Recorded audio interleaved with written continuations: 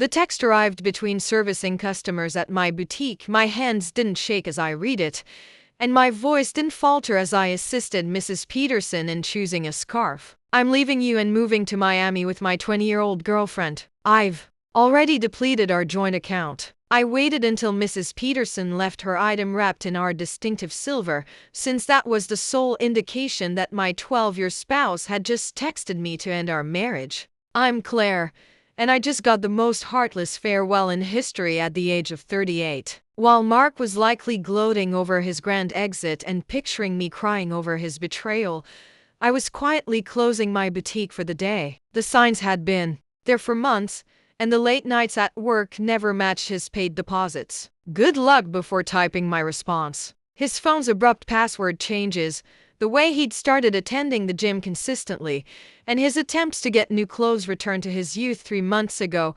I discovered a receipt for a 2-person dinner at a fancy restaurant on a night when he claimed to be working late. A week later, he said he wanted to combine our accounts to make things easier, and I gladly agreed while transferring my personal savings to the new account. He simply drained the joint account, which had just enough money in it to prevent him from getting my phone buzzed again, but I decided not to beg, and I left tomorrow. I'll send for my belongings later. Melissa, the new receptionist at his office, was suspicious about 2 months' worth of regular deposits. The rest was safely tucked away along with detailed records of every suspicious transaction he'd made over the past year. I'd met her at the company Christmas party, and I watched her laugh too loudly at Mark's jokes, noting how she touched his arm when she thought no one was looking. Was searching he just made his move. The papers are ready, she replied. I'll file them first thing tomorrow. Do you want me to have him served in Miami? No rush, let him think he's won first. Another text from Mark. She was young enough to be his daughter and naive enough to think she was special, so I didn't reply to his text and instead called my lawyer, whom I'd consulted 2 months prior when I discovered the hotel charges on our credit card statement. I understand that this must be difficult for you because you're not getting any younger, but at least you have your small business to keep you occupied. My small business is a successful boutique that I started from scratch, and that brought in more money than his middle management job. I also carefully kept the profits of this business apart from our joint finances. The thought of the official letters that would welcome him in Miami made me smile. While organizing the paperwork my lawyer would need, I discovered our wedding album. Mark looked so different from before. His midlife crisis had turned him into a caricature of his former self these days. I spent that evening in our house, which I had inherited from my grandmother and kept in my name despite Mark's repeated suggestions to add him to the deed. This was another fortunate instinct that had paid off. My phone was vibrating with texts from him, each one more patronizing than the last. I've been preparing this for months. Softening middle tried to connect with the 20-somethings at his company using language that sounded ludicrous coming from a man of 45. Melissa knows me better than you ever could. You'll be all right. Perhaps you'll find someone your own age. I've already told my family that we grew apart, and they agree that nobody is to blame. I took screenshots of every message and included them in my proof. Let him dig his whole folder open. Let him dig his hole deeper. My lawyer would love his casual admission of premeditation, his gleeful announcement about emptying our account. The last text caught my attention. BTW, I used the joint card to book our flights and hotel. Consider it my parting gift. Lol, perfect. I called the credit card company. Mrs. Harrison speaking. I need to report fraudulent charges and cancel a card immediately. Of course, ma'am. Can you identify the charges? 2 first-class tickets to Miami booked today. Hotel charges at the Royal Palm. And I'll need to remove my husband as an authorized user. Do you have documentation of the fraud? I have text messages from my husband admitting he used our joint card to book travel with his girlfriend after emptying our bank account. I'll be happy to forward them. The representative's professional tone couldn't quite hide her satisfaction as she canceled the charges. Mark and Melissa would arrive at the airport tomorrow to find their tickets invalidated. Their hotel reservation canceled. My phone buzzed again. Don't worry about the house. I'll let you stay there until you find something smaller. I actually laughed out loud at that one. Did he really think he had any claim to my grandmother's house? Had his ego grown so large he'd forgotten whose name was on the deed? Another buzz. I know the shop means a lot to you. We can work out a fair payment for your half, my half, of my business? That I built, that I funded, that Gran and I ran while he sneered at my hobby and complained about my long hours. I poured a glass of wine. The good stuff. The one I'd been saving for a special occasion. Disqualified. Tomorrow, Mark would learn some hard truths about property law and separate assets. But tonight, I'd enjoy the quiet and plan my next chapter. Morning. A flurry of increasingly angry texts from Mark. What the heck did you do to our credit card? The airline won't honor our tickets. The hotel canceled our reservation. Answer me. I silenced my phone and headed to my boutique. Friday was always our busiest day, and I had a new shipment of designer handbags to unpack. Life goes on. Even when your husband runs off with a receptionist young enough to be his daughter. Around noon his mother called. Claire, dear. Mark told us everything about how controlling you've been, how you drove him away. He says you're being vindictive now, causing problems with his travel plans. I put her on speaker while I arranged a window display. Did he mention emptying our joint account and charging tickets for him and his girlfriend on our credit card? Silence. Then, well, he said you left him no choice, that you'd been cold and distant, Barbara. I have his texts. Would you like me to read them to you? The one where he bragged about taking our money, or maybe the one where he mocked my age. Another pause. He did seem a bit cruel. I told him that message was inappropriate. I appreciate the call, Barbara. I've always liked you, but I think it's best if we end this conversation now. My lawyer has advised minimal contact with Mark's family during the proceedings. Proceedings? Already? Goodbye, Barbara.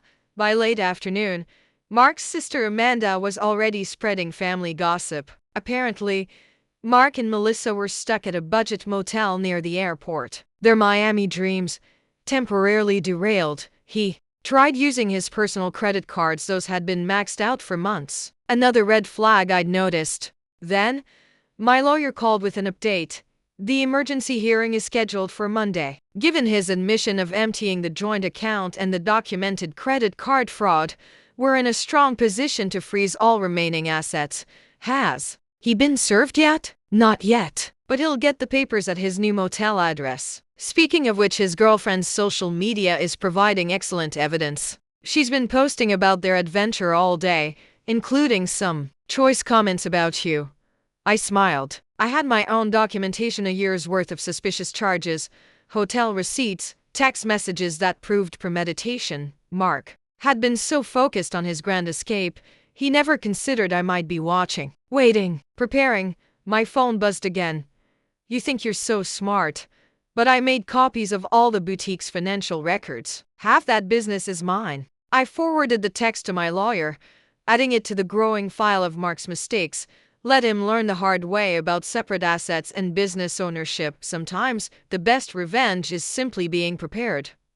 Monday. The hearing. Everything I could have hoped for. Mark showed up in his new young wardrobe designer jeans too tight for his age. A blazer that screamed midlife crisis. Melissa waited outside, her youth painfully obvious under the harsh courthouse lighting. My lawyer presented our evidence methodically. Mark's gleeful texts about emptying our account, his credit card fraud, his documented history of hidden expenses, each piece carefully collected over months of quiet observation. Your Honor, my lawyer said, calm and clear. Mark's hastily hired attorney tried to intervene. My client admits to some rash decisions, but Mrs. Harrison's actions have been vindictive and calculating. Mark's lawyer insisted. Calculating?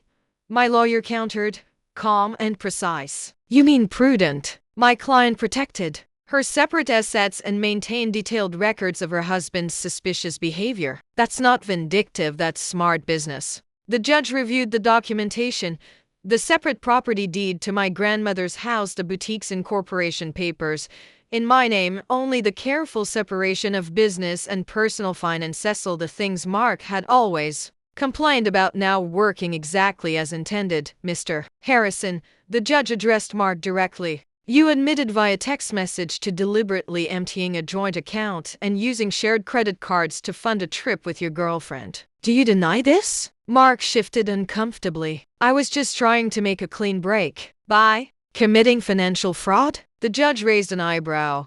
And now you're claiming rights to property that documentation shows is clearly separate from marital assets. The business grew during the marriage. Mark's lawyer tried. Again, my client is entitled to the business was established before the marriage. My lawyer interrupted smoothly. And Mrs. Harrison maintained strict separation of business and personal finances throughout. We have documentation of every penny invested and earned. I watched Mark's face as reality began to sink in. He thought this would be easy. Empty the accounts, run off with his girlfriend, maybe claim half my business and the divorced, never bothered to understand why I kept everything separate. He'd mocked my careful bookkeeping as obsessive. The court finds sufficient evidence of financial misconduct, the judge declared. All shared assets are frozen pending final dissolution. Mr. Harrison is ordered to return any funds removed from joint accounts within 24 hours. But that money's gone. Mark protested. We spent it on, then I suggest you find a way to replace it. The judge cut him off. And Mr. Harrison, this court takes a very dim view of using shared credit cards to fund adventures with a paramour. Outside the courthouse, I heard Melissa asking Mark what would happen to their Miami plans. His response was lost beneath the confident click of my heels across the marble floor, back to the boutique. Back to the business he'd never understood or respected. The next few weeks brought a series of increasingly desperate moves from Mark. He claimed the boutique had been his idea. Said he remembered investing money in its early days. Even suggested he'd been my business partner all along, all easily disproven by my meticulous records. He's getting desperate, my lawyer observed. Apparently, they were now living in Melissa's studio apartment. Turns out a receptionist's salary doesn't fund luxury getaways, and Mark's maxed out credit didn't help either. Even his family started to reach out, their tone markedly different from their initial accusations.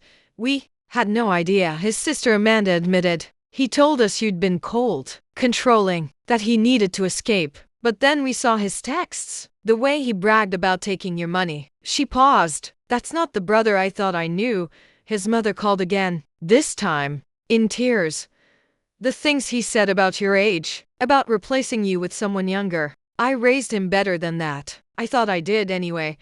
I let their calls go to voicemail. Their support might have meant something weeks ago. Now it felt like rats deserting a sinking ship. Ironically, the boutique thrived, boosted by the local gossip. Women started stopping in just to show support, often leaving with more than they planned to buy.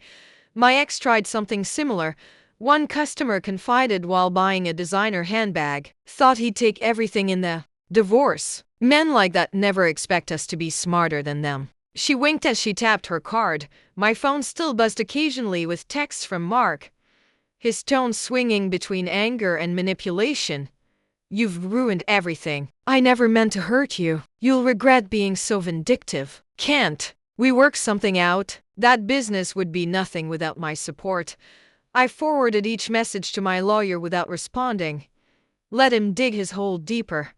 Through the grapevine, I heard Melissa was having second thoughts. Apparently, sharing a studio apartment with a middle-aged man who couldn't afford his own place wasn't quite the romantic adventure she'd imagined. The age gap that had once seemed exciting during secret hotel meetings felt different under the glare of fluorescent lights and unpaid bills. She'd begun posting about toxic relationships and learning from mistakes. 6 months later yesterday, during an update call, my lawyer mentioned that Melissa had removed her relationship status. This morning, I almost felt sorry for Mark. Almost. But then I remembered the haha after he told me he'd emptied our account. The casual cruelty of his comments about my age. The way he'd assumed I'd be helpless without him, instead of pity. I felt something else. Pride. Pride in my foresight. Pride in my quiet strength. Pride in my ability to protect myself while he underestimated me. The final divorce hearing painted a very different picture than the triumph Mark had imagined. Gone was his cocky attitude, replaced by barely concealed panic. Melissa was noticeably absent. According to office gossip, she'd moved on to a co-worker her own age, Mark showed up in his old clothes, a designer wardrobe returned, likely to help repay the joint account he'd drained. His lawyer looked tired, probably from trying and failing to find loopholes in the clear documentation of my separate assets. Your Honor, Mark's lawyer attempted one last time. Despite the separate property documentation, my client contributed to the growth of his wife's business through moral support. Moral support? My lawyer interrupted, raising a brow. Like these text messages belittling Mrs. Harrison's business as a little shop, or these social media posts calling it her hobby. The judge had clearly seen enough. The final settlement reflected my careful planning. I kept the house. I kept the business. I kept all my separate assets. Mark got his personal possessions and his car, which was worth less than he owed on it. You've destroyed me, he hissed as we left the courthouse. I'll have to move back in with my parents now. Mark, I replied calmly. You destroyed yourself. I just made sure you couldn't destroy me too. His mother was waiting outside, ready to drive him to her house, his new home. At 45, the irony wasn't lost on anyone. The man who mocked my age was now living in his childhood bedroom, while I ran a thriving business. You planned this all along, he accused. You knew this would happen, no? I said. I just paid attention. And unlike you, I understood the value of keeping good records. His mother stepped between us. That's enough, Mark. You've embarrassed yourself enough already. As they walked away, I heard her start in on him, honestly. What were you thinking? A 20-year-old? Emptying bank accounts? Sending those horrible texts? I watched them disappear into the parking lot, feeling nothing but relief. Mark had thought he was writing the ending to our story with that cruel text. Instead, he'd merely set my carefully laid plans in motion. My phone buzzed not with texts from Mark, but with notifications of new orders from my boutique's website. Life was moving forward, just not in the direction he'd imagined. 6 months after the divorce was finalized, my boutique had expanded to a second location. The irony wasn't lost on me. While Mark struggled to rebuild his life, the little shop he'd dismissed was thriving. I'd hired 3 new employees and launched an online store that was gaining national traction. News of Mark's situation trickled back through mutual acquaintances. He'd tried dating apps, but women his age weren't interested in a middle-aged man living with his parents. Younger women, having heard about his history through office gossip, steered clear. Melissa had even warned her friends about him, sharing screenshots of his desperate messages after she'd left. His career suffered, too. The company's HR department had launched an investigation into his relationship with a subordinate. It resulted in a formal reprimand. The promotion he'd expected? It went to someone else, someone who didn't have a history of inappropriate relationships with reception staff. He tried to claim age discrimination. Amanda told me during an unexpected visit to the boutique. Said they were punishing him for dating someone younger. HR just added that complaint to his file. I was surprised to see his sister in my store, but her presence said everything about how thoroughly Mark had alienated his family. I know. We didn't support you at first, she admitted, running her fingers over a silk scarf. He played the victim so well, but watching how he handled everything, how he acted afterward, I'm ashamed we ever believed him. 5 years later, tried something particularly self-destructive. Online gambling, hoping for a quick fix to his financial problems. Mark also got involved with a pyramid scheme that promised fast returns. Each attempt to reclaim his former lifestyle only dug him deeper. I don't know where we went wrong with him. His mother sighed during one call. His father and I offered to help him get back on his feet if he'd just take responsibility. But he's still blaming everyone else. You, Melissa, his company, the judge. I listened politely but kept my distance. Their family drama wasn't my problem anymore. My life had moved forward. I was planning a 3rd boutique location and considering an expansion into luxury accessories. The only reminder of Mark's impact on my life sat framed in my office. A screenshot of his final text before I blocked him. Have fun with your little shop. At least it'll keep you busy in your old age. Below it hung my latest business award, proof that sometimes the best revenge is simply succeeding on your own terms. 1 year after the divorce, I hosted a grand opening for my 3rd boutique. The event attracted local media, but the story they wanted to tell wasn't about a failed marriage. It was about a successful businesswoman expanding her brand. Mark's betrayal had become a footnote in my success story. Unexpectedly, Melissa walked in. She looked younger than ever, or maybe I just felt that much stronger. She shifted uncomfortably, clutching her purse like a shield. "I owe you an apology," she said quietly. "I believed everything he told me, that you were cold, controlling, that you didn't support his dreams." Then I watched him try the same manipulation tactics on me when things got tough.